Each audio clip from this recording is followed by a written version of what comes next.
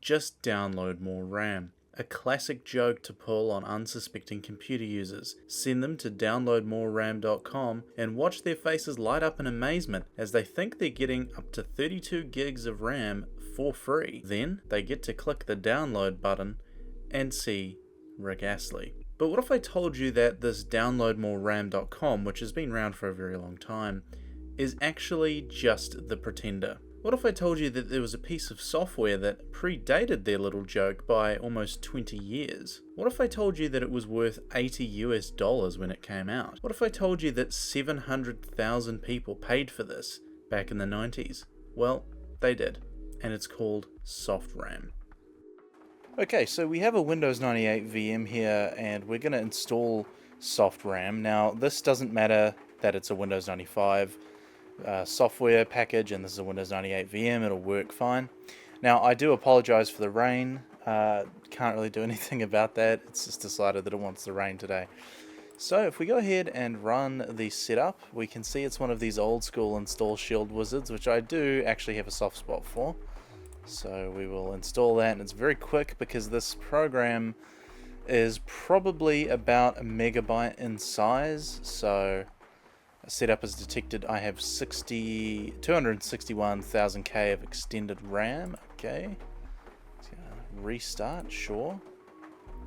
Right, so we boot up and we've got powered by SoftRAM 95, and we don't see any initial signs here, but if we go to the programs, we do have it here. So we'll take a look at it, and we can see that this is the whole deal. This is SoftRAM. Now note, it does have a soft cap of 32 megabytes of soft RAM that it's doing. Now these things will all be the same.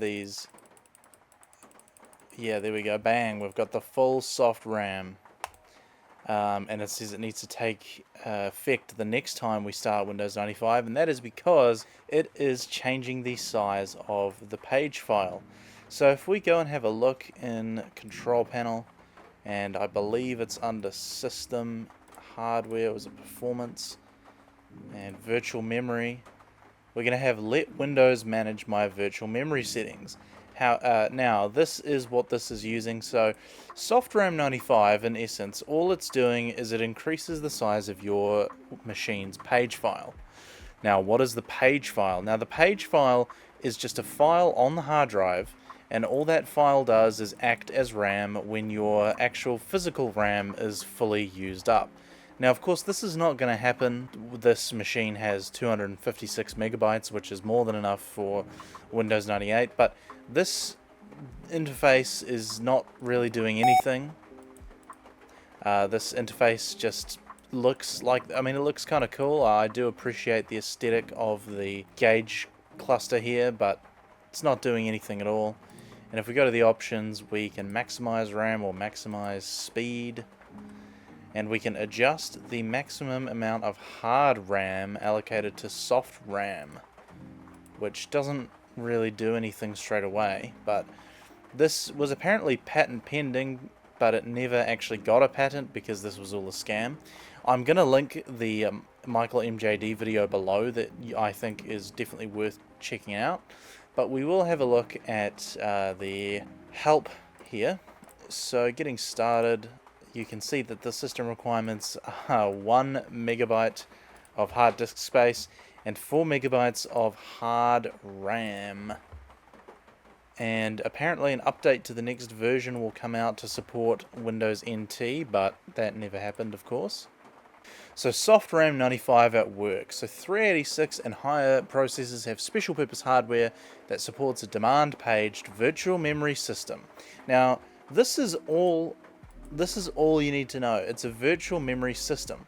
So we can emulate the effects of SoftRAM 95 for free by going to Control Panel, as I did before, System, Hardware, Performance, Virtual Memory, and we can let me specify my own, and we're going to set the minimum as, I don't know, 256 megabytes.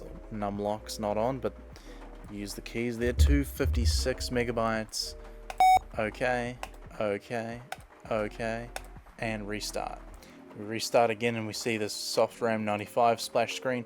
Now what that's going to do is it's going to allocate 256 megabytes of hard drive space to helping out with the RAM. If the RAM gets full, Windows will put stuff in the 256 megabytes, and that is what SoftRAM is doing.